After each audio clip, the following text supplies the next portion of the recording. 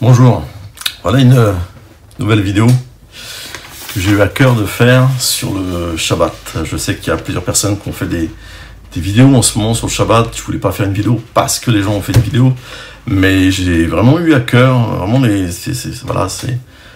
ça m'est venu, j'ai laissé vraiment le Seigneur me travailler. Je laisse toujours le Seigneur me travailler pour savoir si c'est vraiment de lui ou pas. Des fois, j'ai pas forcément envie de faire un message, mais je sens que vraiment donc je vais être obéissant, et je le fais aussi avec joie, parce que j'aime servir le Seigneur, et donc voilà. Donc le Shabbat, déjà, le mot, qu'est-ce qu'il veut dire en lui-même? Donc il y a plusieurs traductions, souvent c'est traduit par le repos. Alors c'est vrai, oui et non, parce que repos, mais pas dans le sens dormir, parce que la parole a dit que le Saint d'Israël, il ne dort ni ne sommeille, le Saint d'Israël, donc Dieu ne dort pas.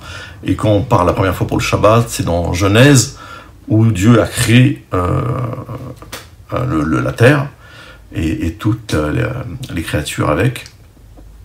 Et après, il est rentré dans le Shabbat, il s'est reposé, traduction en français. Mais en fait, ce serait plutôt il a cessé une activité. Le terme exact, ce serait arrêter de faire les choses. Mais arrêter dans le sens entièrement, c'est-à-dire en esprit, psychologiquement et physiquement. Et pas seulement physiquement. Alors, alors le mot, ça veut dire inactivité, repos, arrêt, distance, cessation. J'aime bien le mot distance aussi, c'est prendre de la distance avec quelque chose. Ou c'est vraiment couper. Et voilà, quoi. Parce que la création est autonome. Bien sûr, elle a besoin de l'éternel, mais tout fonctionne. Voilà. Comme a dit un scientifique, l'horlogerie est tellement bien faite qu'il y a forcément un horloger. Donc on va voir aussi dans Exode que souvent j'ai entendu les gens qui prennent ce passage dans Exode, chapitre 20. Alors je vais le lire. Je ne vais pas lire tout le chapitre, je vais lire vraiment ce qui nous intéresse. Donc au verset 1 et jusqu'au verset 2, et je vais m'arrêter après, je vais expliquer pourquoi. Alors Dieu prononça toutes ces paroles en disant « Je suis l'Éternel ton Dieu, qui t'ai fait sortir du pays d'Égypte, de la maison des esclaves. » Pourquoi Exode 1 commence par ce chapitre-là? Pourquoi il commence par dire Dieu, première chose qu'il dit, « Je suis l'Éternel ton Dieu qui t'ai fait sortir d'Égypte, de la maison de servitude, de la maison des esclaves », plus littéralement. Qu'est-ce que ça veut dire pour nous en tant que chrétiens? On sait que l'Égypte représente le monde et que Pharaon représente le diable dans sa représentation.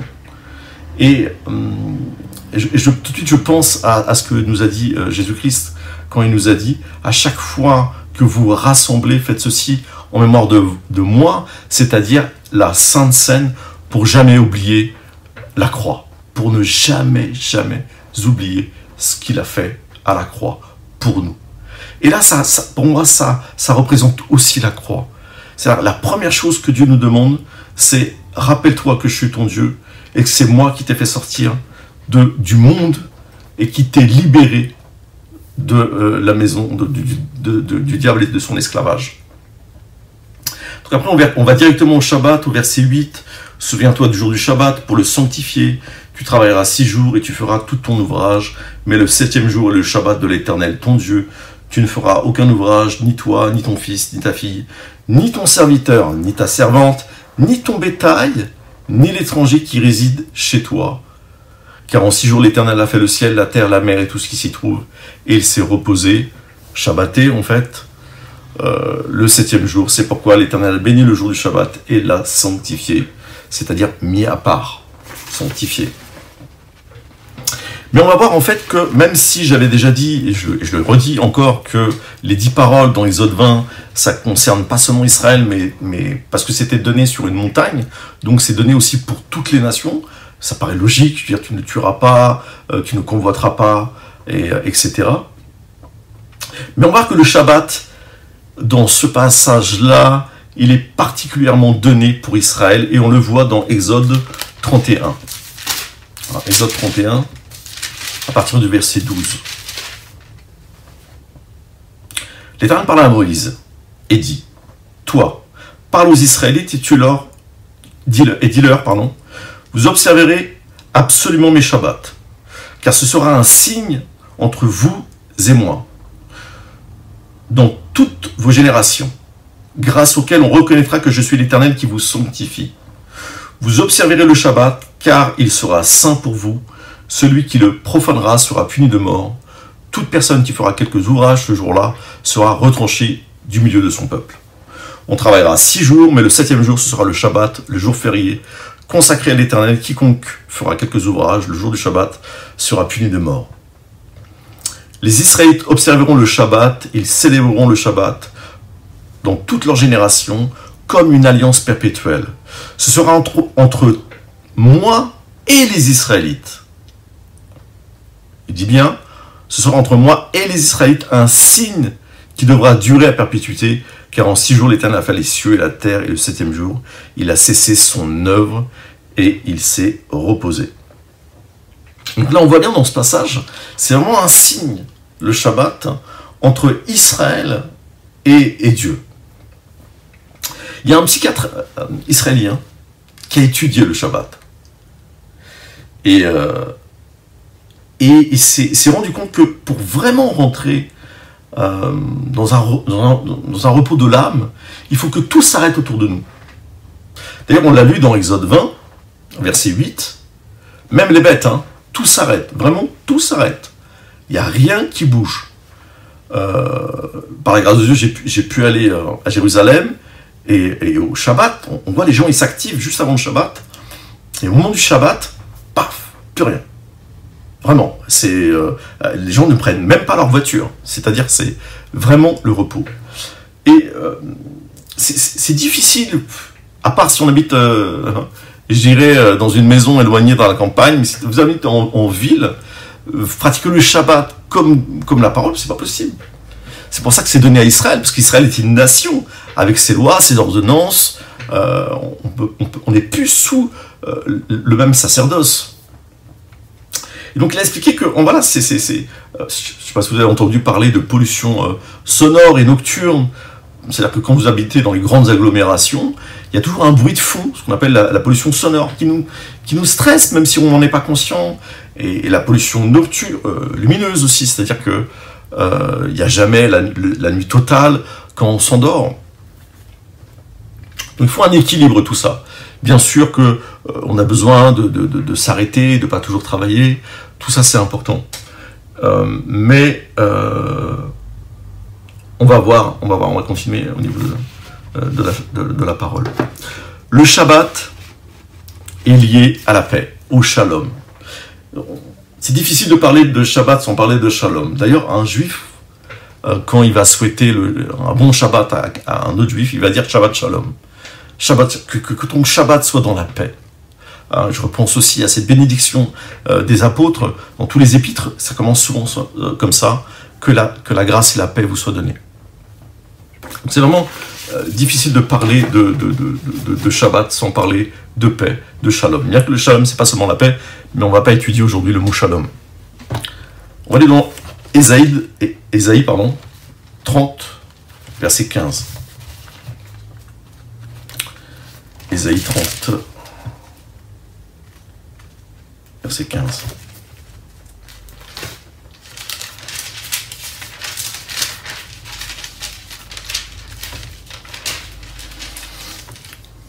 Car ainsi a parlé le Seigneur l'Éternel, le Saint d'Israël. C'est dans le retour à Dieu et le repos que sera votre salut. C'est dans le calme et la confiance que sera votre force. Mais vous ne l'avez pas voulu.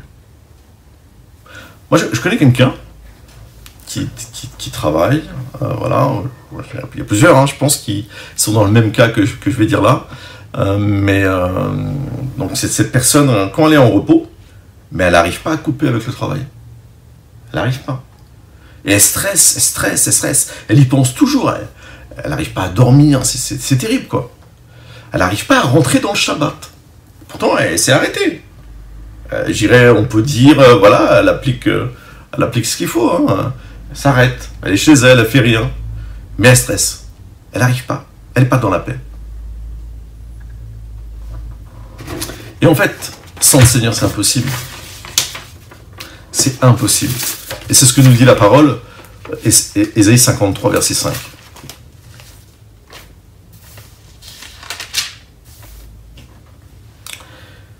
Mais il était transpercé à cause de nos crimes, écrasé à cause de nos fautes. Le châtiment qui nous donne la paix est tombé sur lui. Et c'est par ses meurtrissures que nous sommes guéris. C'est lui notre Shabbat. C'est Jésus-Christ notre Shabbat. Alors, on peut pratiquer le Shabbat, moi je ne suis pas contre, mais il faut comprendre comment on le pratique. D'ailleurs, quand on a lu, enfin, c'est une tradition, mais les Juifs, quand ils commencent le Shabbat, ils allument 2 bougies, hein, et c'est pour le début du Shabbat, et ça représente la lumière. Mais la lumière, c'est qui? Jean chapitre 1, la lumière c'est Christ, c'est la parole. Tout est centré sur Jésus-Christ. Hein. On ne peut pas vivre le verset 8 de Exode 20 sans comprendre dès le départ les 10 paroles qui commencent par l'Éternel. Rappelle-toi, l'Éternel ton Dieu, qui t'a fait sortir du pays d'Égypte, de la maison des esclaves. Exode, les 10 paroles ne pouvaient pas commencer que par la croix. Parce que tout le reste en découle. On ne peut pas, sinon.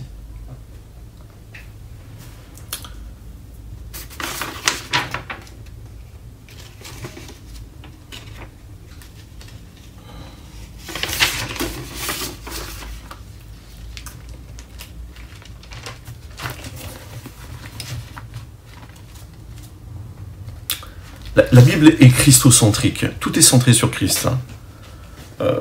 Jean 5, verset 39, Jésus dit aux pharisiens, aux docteurs de la parole, il leur dit, vous sondez les Écritures parce que vous pensez avoir la vie éternelle en elles, alors que les Écritures témoignent de moi.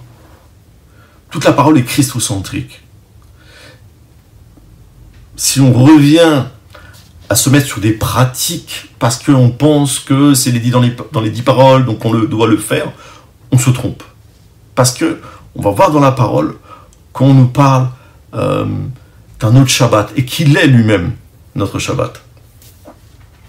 Dans Colossiens, dans Éphésiens, on va voir Colossiens mais plus tard, Éphésiens 2, Éphésiens 2,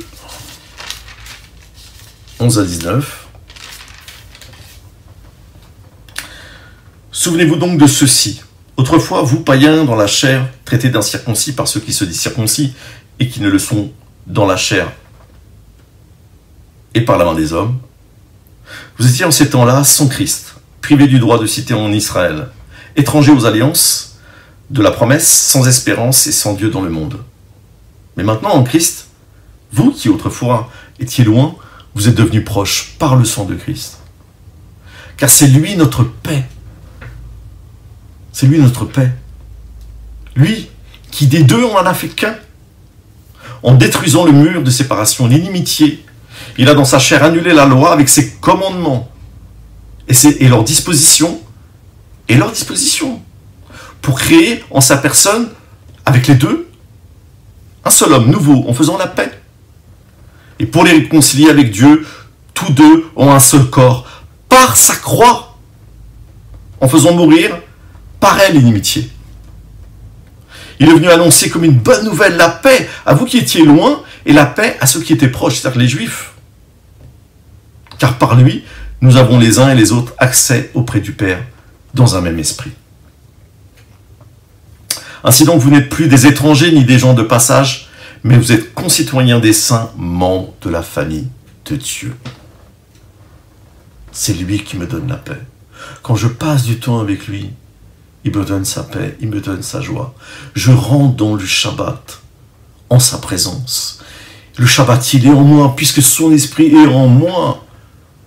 J'ai besoin de me ressourcer de lui. Alors c'est pas une fois par semaine, c'est tous les jours. Tant qu'on peut dire aujourd'hui, on va le voir aussi plus loin dans la parole. Vous pouvez lire, je ne vais pas le lire, Jean 14, verset 27, Jean 16, verset 33, où Jésus nous dit « Je vous donne ma paix. Je ne vous donne pas comme le monde donne, je vous donne moi ma paix. » Encore une fois, je parle de paix, parce qu'on ne peut pas parler du Shabbat sans Shalom. Ça va avec. Shabbat Shalom, comme le disent les Juifs. Matthieu 11, à partir du verset 28.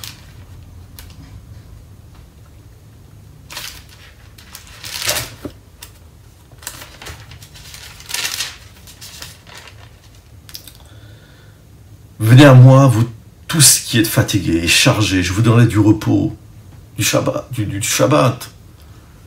Prenez mon joug sur vous et recevez mes instructions, car je suis doux et humble de cœur, et vous trouverez du repos pour vos âmes. Car mon joug est aisé et mon fardeau est léger. Comme je vous disais tout à l'heure, vous pouvez pratiquer le Shabbat et ne pas rentrer dans le Shabbat.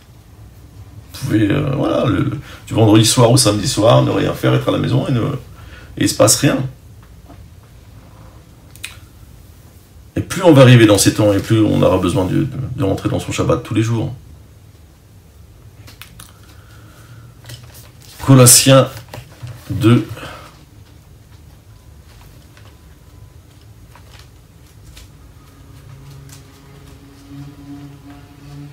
Colossiens 2, à partir du verset 16.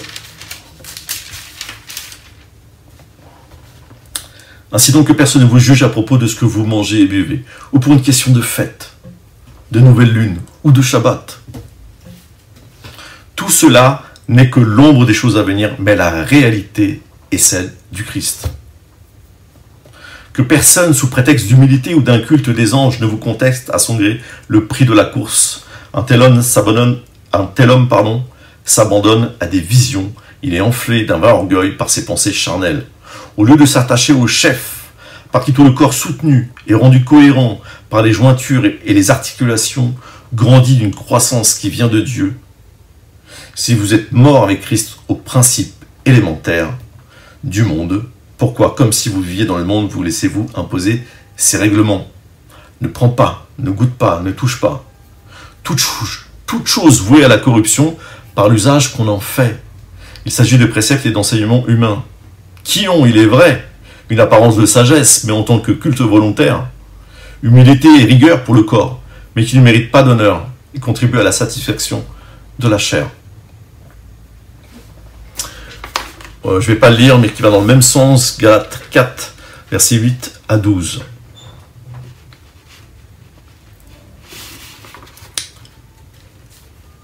On va lire maintenant Romains, et on arrive à la fin. Voilà, je reste sur la même pensée qu'avant, que j'avais dit, je voulais faire des messages beaucoup plus courts, quitte à en faire plusieurs, mais là, j'en ferai pas un autre, je pense pas, par si Dieu le veut. Romains 8, verset 23. Bien plus, nous aussi, qui avons les prémices de l'Esprit, nous aussi nous soupirons nous-mêmes en attendant l'adoption, la rédemption de notre corps. J'ai oublié de lire un passage, je l'ai pas lu, mais je vous encourage vraiment à le lire, parce qu'il est peut-être un peu long, donc j'ai peur de... Voilà, c'est dans Hébreux chapitre 4. Je vais revenir à ce que j'ai dit tout à l'heure. Voilà, où on nous dit, tant que vous pouvez dire aujourd'hui. Voilà, Dieu fixe de nouveau un jour aujourd'hui, en disant bien longtemps après la bouche de David, comme il a été dit plus haut, aujourd'hui si vous entendez sa voix, n'endurcissez pas vos cœurs. En effet, si Josué leur avait donné le repos, Dieu ne parlerait pas après cela d'un autre jour. Il reste donc un repos de Shabbat pour le peuple de Dieu. Empressons-nous donc d'entrer dans ce repos-là, afin que personne ne tombe en suivant le même exemple de désobéissance. Voilà, je vous encourage vraiment à lire tout le chapitre. Là, j'ai lu juste un passage. Mais c'est, encore une fois, le Shabbat, c'est rentrer dans le Shabbat, c'est rentrer dans ce 7e jour qui est Jésus-Christ. Hein. C'est vraiment rentrer dans cette relation où on entend sa voix et on peut lui obéir. Hein. Toute l'humanité est en exil. Comme je viens de lire dans Romains 8 tout à l'heure, et je le relis encore, nous avons les prémices de l'esprit, les arts de l'esprit. Mais nous allons rentrer dans un Shabbat. Et déjà, nous rentrons dans ce Shabbat. À chaque fois qu'on peut dire aujourd'hui. Mais nous allons en rentrer, y rentrer définitivement. Comme nous dit la parole dans Apocalypse 14.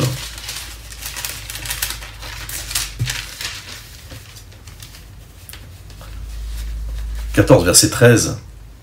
J'entendis du ciel une voix en disant, écris, heureux les morts qui meurent dans le Seigneur, dès à présent. Oui, dit l'Esprit, afin qu'ils se reposent de leurs travaux, car leurs œuvres les suivent. Qu'ils se reposent de leurs travaux. » Le Shabbat, en fait. On sera en total Shabbat avec le Seigneur. Mettons qu'on peut dire aujourd'hui, rentrons déjà dans ce Shabbat, dans sa présence, parce qu'il est notre paix. C'est lui notre paix. C'est lui. Donc, pourquoi se remettre encore sous des anciennes règles qui n'apportent rien? Encore une fois, je ne suis pas contre. Moi, je l'ai fait. Je l'ai fait il y a un moment, je voulais vraiment le faire pour vraiment comprendre la parole, comprendre qu'est-ce que ça voulait dire. Tout est centré sur la lumière, les 2 bougies. Mais c'est que je le fasse ou que je le fasse pas, ça change rien. C'est pas ce que tu me demandes aujourd'hui. Il faut comprendre que ce qui était à Israël, parce qu'Israël était une nation, et que tout ça c'était l'ombre des choses à venir. Mais la réalité c'est Christ. Bien sûr, je dis bien qu'il y a un équilibre et qu'il faut se reposer. Si je travaille tout le temps, mon corps risque de me dire ça suffit. Mais mon âme en a encore besoin de beaucoup plus de paix. Si vous étiez chrétien et esclave, vous n'auriez pas de Shabbat. Vous n'allez pas dire à votre maître désolé, mais je pourrais pratiquer le Shabbat. Comment vous allez faire? J'espère que ça n'arrivera jamais, mais ça est arrivé. Il y avait des chrétiens qui étaient esclaves. Et ils travaillaient. Mais c'était Christ, leur Shabbat. C'était eux qui leur donnaient dans leur cœur. Voilà. Seigneur vous bénisse. Et je ne sais pas à quand. Pour une prochaine vidéo.